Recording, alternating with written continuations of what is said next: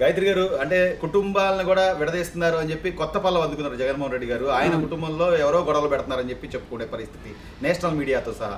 So సాక్షాత్తు వాళ్ళ సొంత చెల్లెలు, రక్తం మంచు కుట్టిన చెల్లెలేమో అమ్మ తోడు మా అన్న వల్లే మేము ఈ కుటుంబం ఎట్లా విచ్ఛిన్నమైందని చెప్తుంది.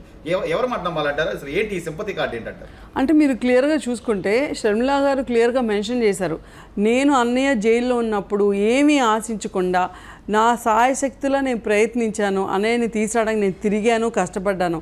మరి అలాంటి షర్మిలా గారు నేను ఏం ఆశించకుండా వచ్చినా సరే నాకు ఆవిడకి వాళ్ళ మదర్కి అన్యాయం చేశారు అని చెప్పి అంత క్లారిటీగా చెప్తుంటే, ఎవరో వచ్చి మమ్మల్ని మా కుటుంబం విడదీశారు, ఎవరో వచ్చి మా బాబాయ్ని చంపారు, ఎవరో ఇంకేదో డ్రామాలు ఆడారు, ఇంకెన్నిసార్లు చెప్తారండి ఇదే అబద్ధాలు?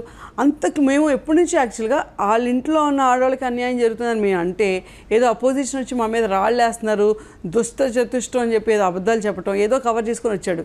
ఈరోజు వాళ్ళ సొంత చెల్లె ఇంకా తట్టుకోలేక, అబద్ధాలను తట్టుకోలేక బయటకు వచ్చి అడుగుపెట్టి ధైర్యంగా మాకు అన్యాయం చేసింది మా అన్నయ్యే, మా అమ్మ తోడుగా చెప్తున్నాను, మా కుటుంబం విడిపోవడానికి కారణం ఈరోజు మా అన్నయ్యే, లేదంటే నేను ఒకప్పుడు వైసీపీలోనే ఉండి పోరాడానని చెప్పి అంత క్లారిటీ ఇస్తుంటే ఇంకెంతకన్నా ఏం కావాలి? ఆవిడ క్లియర్గా చెప్తున్నారు, నేను ఎందుకు ఈరోజు డిఫర్ అవ్వాల్సి వచ్చింది అంటే, మేము నమ్మాము మా అన్నయ్యని, వచ్చాక సీఎం అయ్యాక మంచి చేస్తాడని నమ్మాము, అధికారంలోకి రాగానే ఒక్క నిమిషం ఒక్క చిటికలో ఇలా మనిషి మారిపోతాడు, అటు ప్రజలకి అటు రాష్ట్రానికి అలా నాన్న నమ్ముకొని, ఏదైతే వాళ్ళ నాన్న ఆశయాలు నమ్ముకొని రాజశేఖర రెడ్డి బొమ్మ ముందు పెట్టుకొని వచ్చి మోసం చేశాడు. ఈరోజు మా నాన్న చేసిన పథకాలు కానీ, మా నాన్న చేసిన లీడర్షిప్ కానీ దరిదాపుల్లో కూడా అన్నయ్య లేడు కాబట్టి నేను అది భరించలేక నేను ముందుకు వచ్చి మాట్లాడుతున్నాను ఆమె క్లియర్గా చెప్తారు. ఇదే మాట అందరం చెప్తున్నాం, నాన్న పేరు చెప్పి అందరినీ మోసం చేశాడు, నేను నాన్న కొడుకుని అనుకోను అని చెప్పి అందరం మేము ఎప్పుడు చెప్తున్నాం. ఈరోజు ఆ ఏకంగా సిస్టరే బయటకు వచ్చి ఈరోజు అంత క్లియర్గా చెప్పడం 100% దాన్ని అందరూ వెల్కమ్ చేస్తా. అండ్ ఇప్పటికైనా రాష్ట్రంలో ప్రజలు అపోజిషన్ ఊరికి నేను ఓరేసుకుని పడలేదు, ఉన్న విషయం ఉన్నట్టు చెప్పిందని చెప్పి నమ్ముతానని భావిస్తున్నాను. సో అంటే జగన్మోహన్ రెడ్డి గారిలో వేరియేషన్స్ కూడా కనబడుతున్నాయి. ఆ రోజున నా వెంట్రుకలు పీకలేరు అన్న వ్యక్తి ఈరోజు ఓడిపోతే సంతోషంగా వెళ్ళిపోతారని చెప్పుకునే పరిస్థితి. అంటే ఆ మధ్యలో వైనాట్ 175 అన్నారు, లేదా నా సంక్షేమ పథకాలు కనిపిస్తే పైన దేవుడు కింద ప్రజల ఆశీస్సులు, ఇన్ని రకాల మాటలు చెప్పిన వ్యక్తి ఈరోజు నేషనల్ మీడియాలో అంత బేజారుగా మాట్లాడడం అంటే ఇది కూడా ఒక రకమైన రాజకీయం, సింపతి రాజకీయం అనాలి, ఏమనాలి దీన్ని? మీరు గమనించుకుంటే కుప్పం కూడా చంద్రబాబు నాయుడు ఓడిపోతాడని కూడా అన్నారు, కుప్పం ఓడిపోతారు, వైనాట్ 75 అన్నారు, ఏం పేకలేరు అన్నారు. ఎంతమంది కలిసి వచ్చినా ఇక్కడ సింహం సింగిల్గా వచ్చిద్ది, గాండ్రిచ్చిద్ది, ఉమ్మేసిద్ది, ఏదేదో మాట్లాడారు. ఈరోజు ఏమీ లేదు, నేను సింహాన్ని కాదు, నేను ఒట్టి తోలు బొమ్మలు అట్లా ఒక బొమ్మని ఎవరో వెనకాల నడిపిస్తుంటే ఆయన ఇప్పుడు నడిచాడు. సో నాకు తెలిసి ఆయనకి ఈ పాటికే క్లారిటీ వచ్చిందండి. ఇంతకు మొన్నటి దాకా అంత క్లారిటీ లేదేమో నాకు తెలిసి ఈ పార్టీ క్లారిటీ వచ్చింది, స్టేట్ డిసైడ్ అయిపోయింది, ఆ పార్టీ డిసైడ్ అయిపోయింది, ఆ పార్టీలో ఉన్న నాయకులందరూ కూడా ఒక క్లారిటీ వచ్చింది. కాబట్టి ఇంకా మనమే ఆయనే ఓటమి ఒప్పుకున్నాక ఇంకా మళ్ళీ మనం దాని గురించి మాట్లాడాల్సిన అవసరం లేదు. సో అంటే కేశినేని నాని గారు అంటే ముక్కుసూటి వ్యక్తి, ఆయన మాటలు తక్కువ చేతలు ఎక్కువ అని చెప్పుకునే వ్యక్తి ఈరోజు వైసీపీలోకి వెళ్ళిన దగ్గర నుంచి ఆయన అంత మాటలే కనబడుతున్నాయి. ఈరోజు సెంట్రల్లో నేను 25,000 ఓట్ల మెజారిటీతో వెల్లంపల్లి గారిని గెలిపిస్తాను, గతంలో చూసాం ఏదైతే పశ్చిమ నియోజకవర్గంలో బేగ్ గారిని అసలు అది నా క్యాండిడేట్ నేనే గెలిపించుకుంటాన్న వ్యక్తిని చీకొట్టిన పరిస్థితి చూసాము, ఆయన పిలిచినా కూడా వెళ్ళలేదు. సో ఈ రోజున నిజంగా వెల్లంపల్లి శ్రీనివాస్ గారిని బోండా ఉమామహేశ్వరరావు గారి మీద 25,000 ఓట్ల మెజారిటీతో గెలిపించే పరిస్థితులు కేశినేని నాని గారి దగ్గర ఉన్నాయంటారా? అంటే ఇప్పుడు కేశినేని నాని గారు ఎంత ఊసరు వెళ్ళేలాగా మాటలు మార్చడం, ఏదో ఫ్లిప్ చేసినట్టు, స్విచ్ ఆన్ చేసి ఆఫ్ చేసినట్టు వైసీపీలోకి వెళ్ళగానే చంద్రబాబు నాయుడు ఏమీ చేయలేదు అంటే లోకేష్ని ఎమ్మెల్యే సీఎం చేయడం మాత్రం చంద్రబాబు నాయుడు లక్ష్యం అని చెప్పి మాట్లాడారు కదా. మరి ఇవన్నీ తెలిసి 10 ఏళ్ళ నుంచి మా పార్టీలో కూర్చొని మా పార్టీ ఇచ్చిన ఎంపీ పదవిని అనుభవిస్తా, జస్ట్ ఆ పార్టీ ఇచ్చిన పదవిని నువ్వు అనుభవిస్తా, దాని నుంచి వచ్చిన ఫండ్స్తో నువ్వు అప్పుడు చేసావు, చంద్రబాబు నాయుడు గారు సీఎంగా ఉన్నప్పుడు చేయగలిగావు. కానీ మరి ఈ 4 ఏళ్లలో జగన్మోహన్ రెడ్డి సీఎంగా ఉన్నప్పుడు ఎందుకు ఒక్క పని కూడా చేయలేదు? నువ్వే అన్నావు కదా, ఆడొక సన్నాసుడు, ఆడికి ఏం తెలియదు, వెధవా, ఏం పనికిరాడు, వేస్ట్ అని చెప్పి. అదే వెల్లంపల్లి శ్రీనివాస్ నేను ఓడించి చూపిస్తాను, కొబ్బరి చెప్పులు ఏరుకునేవాడు అని చెప్పి నువ్వే మాట్లాడావు కదా. మరి ఈరోజు వచ్చి నేను అదే కొబ్బరి చెప్పులు ఏరుకునేవాడిని నేను తీసుకొచ్చి 25,000 మెజార్టీతో గెలిపిస్తానని చెప్పటం అంటే నిమిషంకి ఒక మాట మార్చడం, కేవలం నీకు ఎంపీ సీట్ రాలేదనో, లేకపోతే ఇంకేదో నీకేదో పర్సనల్గా, లేకపోతే టీడీపీ పార్టీ నుంచి ఇంకేదో ఫేవర్ రాలేదనో, అనుకుంది ఆశించింది రాలేదనో బయటకు వచ్చి ఇలాంటి సొల్లు కబుర్లు ఎన్ని చెప్పినా నాకు తెలిసి ప్రజలు ఎవరు నమ్మరండి. ఎందుకంటే ఈ 4 ఏళ్ళు చూసుకుంటే నిజంగానే జగన్మోహన్ రెడ్డి హయాంలో ఒక్క పని కూడా చేయలేదు. అదే అంతకుముందు చంద్రబాబు నాయుడు గారు హయాంలో ఉన్నప్పుడు ఈయన పని చేయగలిగాడు. నువ్వు గెలిచావు, నువ్వు అదే ఎంపీవి, మరి ఇప్పుడు ఎందుకు పని చేయలేకపోయావు?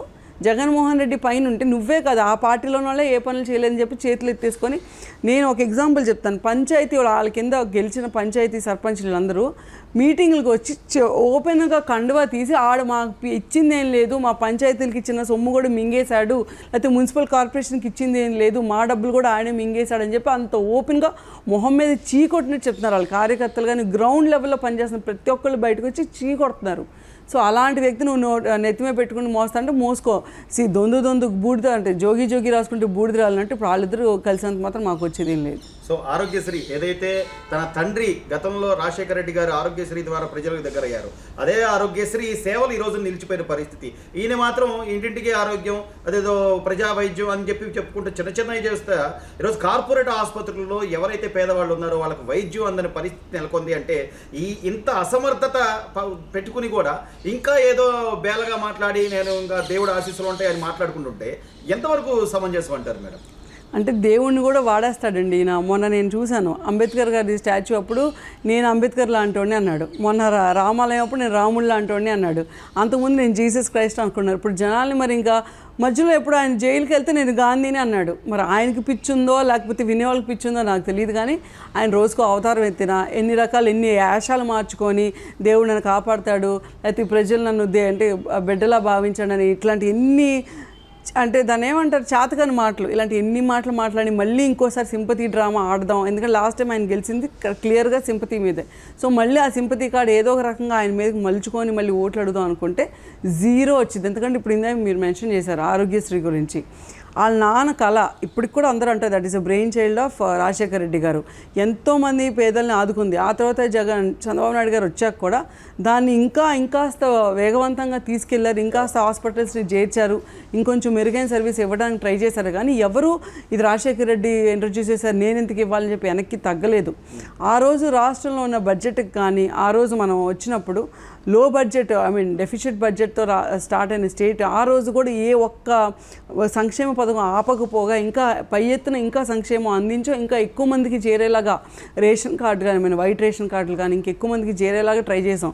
ఈయన వచ్చాక ఒక్కొక్కటి తుప్పుకుంటూ వెళ్ళిపోయి ఎవరికి జీతాలు ఇవ్వలేదు, లేకపోతే ఎవరికి అంగన్వాడీలు చూస్తే వాళ్ళకి జీతాలు పెంచలేదు, ఎంప్లాయీస్కి ఇస్తాను ప్రామిస్ చేసిన సిఆర్ఎస్ కానీ డిఎల్ కానీ ఏమి అంతా సున్నానే. మీరు ఈరోజు చూసుకుంటే కార్మికులు ఇసుక కార్మికులు కానీ ఎవరిని చూసుకున్నా కదిలించినా మాకు ఈరోజు ఏమీ జరగలేదని చెప్పారు. కనీసం జనాల్ని కాపాడే ఆరోగ్యశ్రీ ఇప్పుడు ఈరోజు బయట హాస్పిటల్స్లో ఫీజులు కానీ లేకపోతే సర్వీసెస్ కానీ ఎంత రకంగా వెళ్ళిపోయినాయి అందరికీ తెలిసిందే.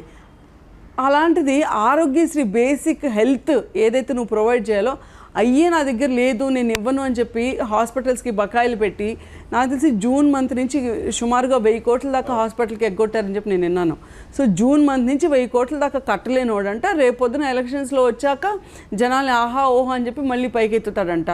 సరే నేను చేసిన సేవ చేసావని చెప్పి నువ్వు వాళ్ళకి కనీసం బేసిక్ అయిన విద్య వైద్యం కూడా అందించలేనప్పుడు నువ్వు ఇంకే సేవ చేసావని చెప్పి నీకు జనాలు మళ్ళీ మందులో మాత్రం మెగా డిఎస్సి అట కొత్తగా 3 క్యాపిటల్స్ గోల్డ్ మెడల్. సో ఇలాంటి ఆల్కహాల్ మందులు తీసుకొచ్చి జనాల్ని ఇబ్బంది పెట్టి వాళ్ళని ఇంకాస్త టార్చర్ చేసినందుకు వాళ్ళకి అనారోగ్యం క్రియేట్ చేసినందుకు మరి ఓటేయాలో మరి దేనికి వేయాలో ఆలోచించుకోవాలి.